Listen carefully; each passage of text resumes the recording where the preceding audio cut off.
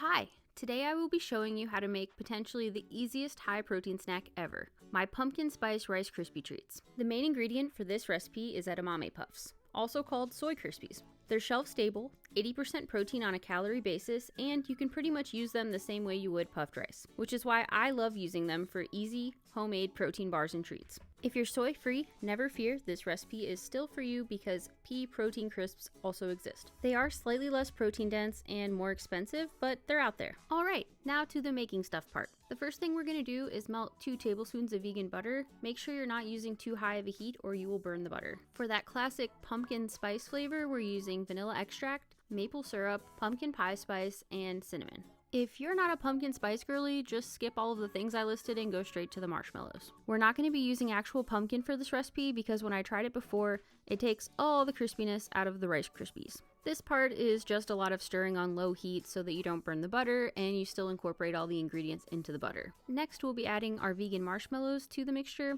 I really like the brand Dandies and I usually buy the minis, mostly just because they're adorable. This is the part that takes the most time. Roughly 859 years of just stirring the marshmallows until they melt. Anyways, I use this patented stir and smush method until the marshmallows melt enough to form a big gooey collective. The technical name for this is the goo ball.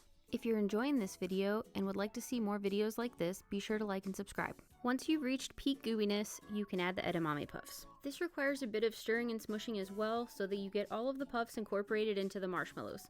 Otherwise, they might fall out when you go to pick them up. I also like to use these edamame puffs to make chocolate crunch bars, protein bars, and to use on top of smoothie bowls for extra crunch. You can also just make endless flavors of Rice Krispie treats. My personal favorite is mint chocolate. I make it with peppermint extract and melted chocolate chips on top. Once everything is well mixed, we will dump it into an 8x8 inch dish. I usually spray mine with a little bit of oil because it's a pretty sticky mixture. Do your best to smooth and even it out.